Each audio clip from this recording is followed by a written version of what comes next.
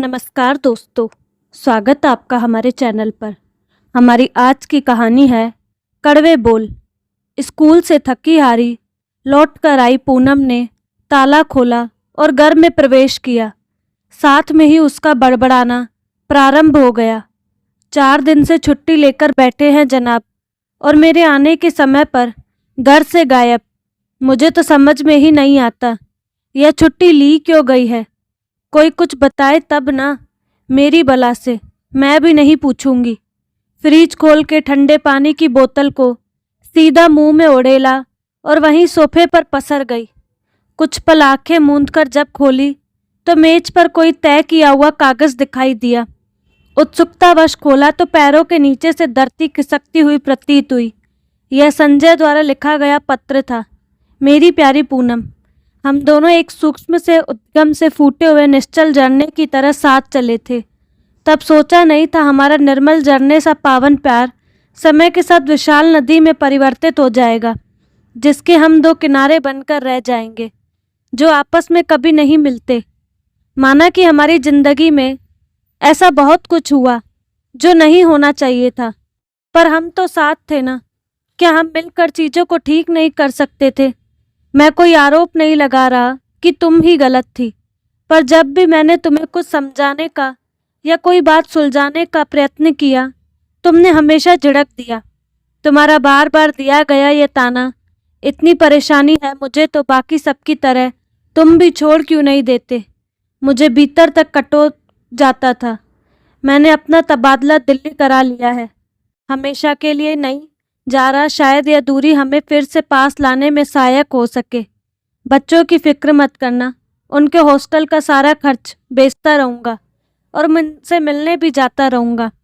तुम्हारा संजय। कुछ पल तक तो ऊपर की सांस ऊपर और नीचे की नीचे रह गई पूनम की। बदहवास से चिल्लाई, यह कैसे कर सकता है? यह आदमी मेरे साथ ऐसे कैसे कर सकता है? अंदर कहीं गहराई से आवाज़ आती सुनाई दी, सबने ऐसा ही तो किया है, माँ बाप भाई बहन सास ससुर। लेकिन संजय, इसके लिए ही तो दुनिया छोड़ी थी और यही मुझे छोड़ गया। मुझे कैसे छोड़ सकता है? और वह फूट फूट कर रो पड़ी। रोते रोते शाम हो गई। पूनम ने उठकर लाइट भी नहीं जलाई। काम वाली बाई दरवाज़ा खटखटा कर वापस चली गई, लेकिन पूनम नहीं उठी। रात के 9 बज गए, पर भूख प्यास का कोई एहसास ही नहीं था पूनम को। अब तो अश्रु भी सूख गए थे। सिर दर्द से फटा जा रहा था कि अचानक द्वार पर आहट हुई। पूनम एकदम से उठी। संजय होगा तो कुछ खींचकर सिर पर ही दे मारेगी वह उसके, पर द्वारे पर उसकी सहेली सारिका थी, जो बगल वाले घर में ही रहती थी। पूनम के घर की एक चाबी उसके पास रहती थी। क्या हुआ? पूनम को इस हाल में देखकर घबरा गई सारिका। मैंने कई बार कॉल किया, तुमने उठाया नहीं, इसीलिए तुम्हें देखने आई। काम वाली भी बता रही थी कि दरवाज़ा नहीं खुला। आंसूधारा फिर से फूट पड़ी और उसने वह पत्र सारिका की ओर बढ़ा दिया। एक ही सांस में पड़ गई सारिका। कुछ बोलते नहीं बना तो पानी पिलाया पूनम को और चाय और मैगी बना लाई। आग्रह करके उसे खिलाया, फिर उसके दोनों हाथ थाम के बैठ गई। मैं तेरी सारी कहानी अच्छे से जानती हूँ पूनम, तूने मुझे कुछ नहीं छुपाया, पर आवश्यकता है आत्ममंथन करने की। एक पल को रुकी सारिका। पूनम ने प्रश्नवाचक दृष्टि उस पर डाली तो वह फिर बोली, जब तू संजय से मिली थी तो ऐसी ही थी। मेरा मतलब इतनी कड़वी जुबान। कई बार तो तेरा लहजा मेरे सामने भी खराब होता है, तो अकेले में तो क्या ही करती होगी। सारिका ने कड़वी बात हंसकर कही। पूनम कुछ सोच में पड़ गई, फिर अपना बचाव करते हुए बोली, अगर ऐसी ही होती तो क्या संजय विवाह करता मुझसे? यह तो वक्त के थप्पड़ों ने मुझे ऐसा बना दिया। मेरे तो अपने माँ बाप ने मेरा साथ नहीं दिया, तो सास ससुर की तो बात क्या ही करूं। सब मेरे भाग्य का दोष है। और संजय, उसने तो साथ दिया हमेशा, फिर उसके साथ व्यवहार क्यों? सारिका ने फिर पूछा। क्या खाक साथ दिया? देखो चला गया ना मुझे छोड़कर अकेला। वह फिर फट पड़ी। 2 प्यारे बच्चे और एक इतना प्यारा प्यार करने वाला पति होने, अगर आज तुम अकेली हो तो इसकी जिम्मेदार सिर्फ तुम हो पूनम। हर किसी को भगवान सब कुछ नहीं देता, पर हम सिर्फ उसके लिए रोते हैं जो हमारे पास नहीं है। जो हमें मिला है उसकी तो हमें परवाह ही नहीं। प्रशंसा की पात्र तो तब होती जब रूठे हुए को भी मना लेती।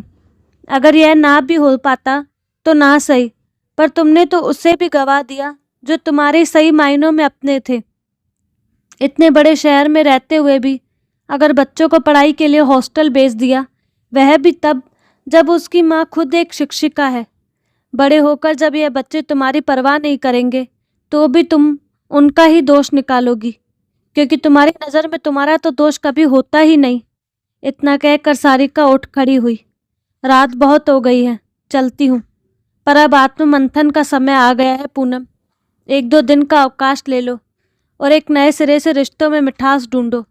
सांत्वना भरे हाथ से उसने पूनम का सिर सहलाया और दरवाज़ा बंद करती हुई निकल गई। दोपहर से सोफे पर पड़ी पूनम उठकर कमरे में आई, कपड़े बदले और निडाल सी बिस्तर पर लेट गई। नींद आंखों से कोसों दूर थी। मन अतीत में हिचकोले लेने लगा। पूनम और संजय कॉलेज टाइम से एक दूसरे को पसंद करते थे। स्नातक तक साथ पढ़ने के बाद पूनम ने बीएड की पढ़ाई प्रारंभ कर दी और संजय उच्च शिक्षा के लिए दूसरे शहर चला गया। पढ़ाई समाप्त होते ही दोनों को अपने अपने क्षेत्र में नौकरी भी मिल गई। अब दोनों ने विवाह बंधन में बंधने का फैसला किया। उन्हें विश्वास था कि वे अपने घर वालों को मना लेंगे, लेकिन यह क्या, दोनों ही परिवार इस अंतरजातीय विवाह के सख्त खिलाफ थे। सारे प्रयास व्यर्थ हो गए तो दोनों ने मित्रों के सहयोग से कोर्ट मैरिज कर ली। आशीर्वाद लेने के लिए दोनों पूनम के घर पहुंचे तो माता पिता ने गाली गलौज से स्वागत किया।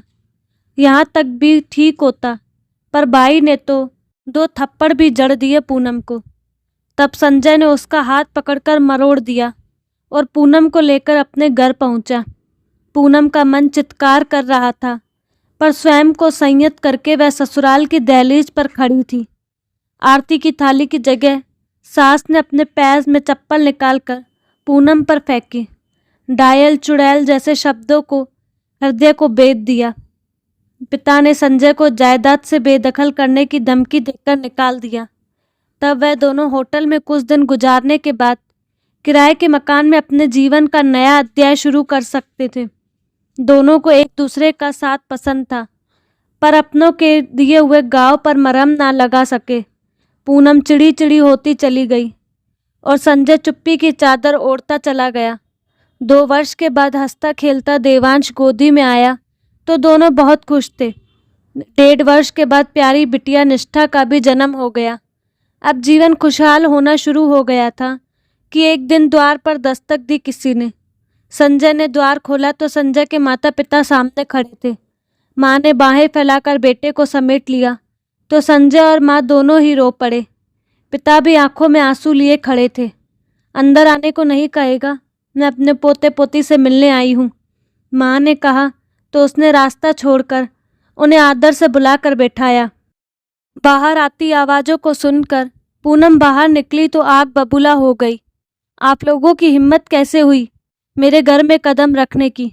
उठिए और अभी निकलिए यहाँ से, चुटकी बजाते हुए उसने कहा। पूनम क्या कर रही हो? यह मेरे माता पिता है, संजय ने समझाने की चेष्टा की। उस दिन भी यही माता पिता थे ना, जब चप्पल से अपनी बहू का स्वागत किया था। हम अपने पोते पोती से मिलने आए हैं बहू, इस बार संजय के पिता बोले। कौन बहू? कौन से पोता पोती? जब आपका बेटा बहू आपके नहीं तो पोता पोती कहाँ से हो गए? आप लोग सारे अधिकार खो चुके हैं। आप जाइए यहाँ से। देख रहा है तू संजय, इसी के लिए तूने हमें छोड़ा था। इससे मिलने का तो हमें कोई शौक भी नहीं था। हम तो तेरे और तेरे बच्चों के लिए आए थे। इस बार माँ ने जहर उगला। अब तो पूनम आपे से बाहर हो गई और सास का हाथ पकड़ के बाहर छोड़ने चल पड़ी। माँ के इस कथन के बाद संजय पूनम को समझाने की स्थिति में ही नहीं रहा।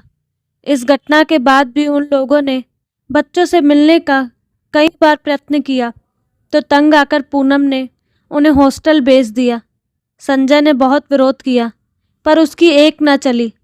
पूनम के माता पिता ने उससे मिलने का कभी प्रयास नहीं किया था, पर उड़ती उड़ती खबरें मिलती रहती थी कि भाई अपनी शादी के बाद अलग हो गया है और माता पिता बुढ़ापे में एकाकी जीवन बिता रहे हैं।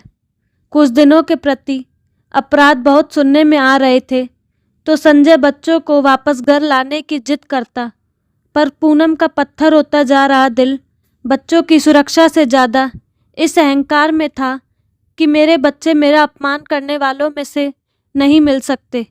इस लड़ाई में ही संजय इस तरह घर से चला गया। सोचते सोचते पूनम की आंख लग गई। सवेरे जब उठी तो वो एक निर्णय ले चुकी थी। रात भर के आत्ममंथन के बाद उसे अपनी त्रुटियां साफ नजर आ रही थी। उठकर नहा धोकर गाड़ी निकाली और सीधा ससुराल पहुंच गई। सास ससुर उसे देखकर हैरान थे। वह बोली, मैं साफ साफ बात करने आई हूँ। मेरे और आप लोगों के अहम का जो टकराव है उससे हमारे सारे परिवार पर कष्ट के बादल हैं। आप अपने बेटे और पोते पोती से दूर हैं तो मैं भी अपने बच्चों से दूर हूँ, और अब तो मेरा पति भी रूठ कर चला गया है। कड़वा बोलने वाली उसकी सास की आंखों से झरझर आंसू जड़ रहे थे, क्योंकि कड़वे बोलों की कीमत उसने भी खूब चुकाई थी। पल भर में ही सबके दिलों का गुब्बार आंसुओं में बह गया। अब बारी थी पूनम के माता पिता की। पूनम वहाँ पहुंची तो बिना किसी गिले शिकवे के सबके मन के मैल आंसुओं में धुल गए। इसके बाद बच्चों की बारी थी। हॉस्टल पहुंचकर बच्चों को भी वहां से ले आई पूनम। इस घटनाक्रम में 4 दिन बीत चुके थे। इस दौरान एक बार भी संजय को फ़ोन नहीं किया था पूनम ने। वह मन ही मन बेचैन हो रहा था, पर स्वयं पहल नहीं कर पा रहा था। अचानक पूनम का फ़ोन पहुंचा तो संजय ने लपक कर मोबाइल उठाया। उधर से पूनम की ठहरी हुई आवाज़ आई, बहुत दुख दिया है ना मैंने तुम्हें। कभी तुम्हारे नज़रिए से सोचा ही नहीं। क्या तुम मुझे माफ़ कर सकते हो? बस एक मौका दो, मैं सब ठीक कर दूंगी। अपने कानों पर विश्वास ही नहीं हो रहा था संजय को। अगले ही दिन फ्लाइट पकड़ी और पहुंच गया। एयरपोर्ट पर लेने आई थी पूनम। वह मंद मंद मुस्कुरा रही थी। जब पहुंचकर डोरबेल बजाई पूनम ने तो संजय बोला, खोलेगा कौन? चाबी क्यों नहीं लगाती? इतने में दरवाज़ा खुला। संजय की माँ आरती की थाली लिए खड़ी थी। उसके पीछे संजय के पापा, फिर प्रिया के माँ बाप भी थे। सबसे आगे खिलखिलाते हुए बच्चे थे। संजय का मुंह खुला का खुला रह गया। माँ बोली, वहीं बाहर रुको तुम दोनों, आज तो तुम दोनों की आरती उतारूं। सालों से एक बोझ था मेरे मन पर। सबके चेहरे पर हर्ष उल्लास था, और आज संजय को अपनी पहले वाली पूनम भी मिल गई, जिसने उसने टूटकर प्यार किया था। तो दोस्तों, कैसी लगी आपको कहानी? अपनी राय कमेंट बॉक्स में ज़रूर बताइएगा।